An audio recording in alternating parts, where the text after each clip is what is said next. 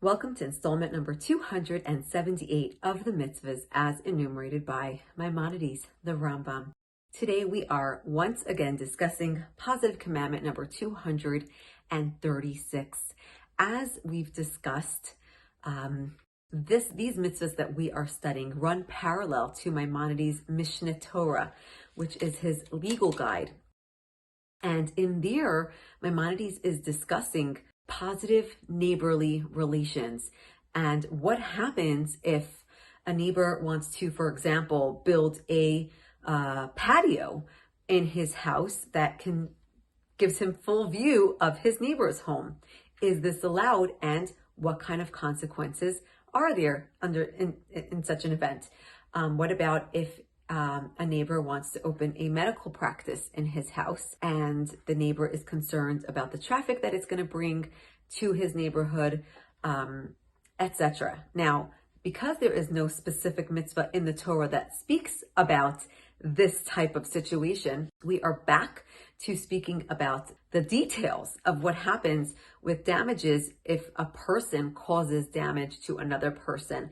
Of course, physically, if they get into a fight, in a fist fight, and something happens, what happens and what is a person responsible to compensate his friend in? And as we've discussed, there are 5 different ways in which a person is responsible. Number 1, the actual physical damage. If this person were to be, if he were to sell himself as a slave, what would he have been worth before this damage was done? What is he worth now? And the difference is his compensation. Secondly, there is the concept of his medical bills. What is it going to cost to cure him? Thirdly, his pain. How much would a person be willing to pay to endure this pain? Fourthly, is workman's comp. If he had to miss a certain amount of time of work, how much money did he lose? And lastly is shame. How much shame did it cause this person to endure this damage? And this is what the person who caused the damage must pay.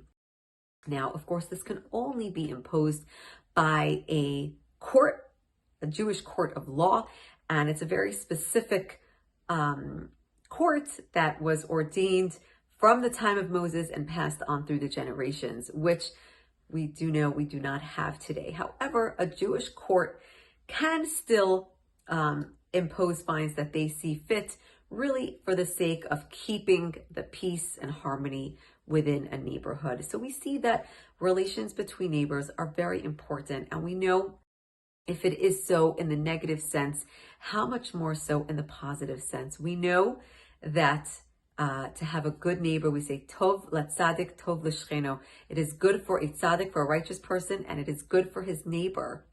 And we are actually told that there's an interesting line that actually says that tell a tzaddik how good he has it, they will reap the fruit of their good deeds. Who is this talking about? Tell a tzaddik how good he has it. What's the plural of they will reap the fruits of their good deeds? And this is referring to his neighbors, the people that surround themselves around him. They will reap the fruits, but shouldn't it be the fruit of his labor rather than the fruit of their labor? And here the Rebbe says a beautiful thing. He says what happens is when you surround yourself with the right people, they influence you.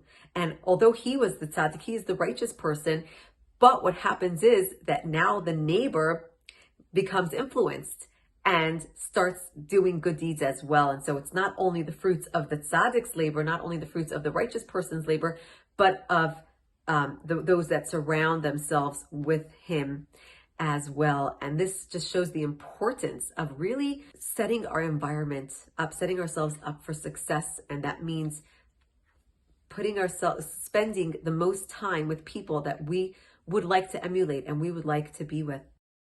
Have a wonderful day.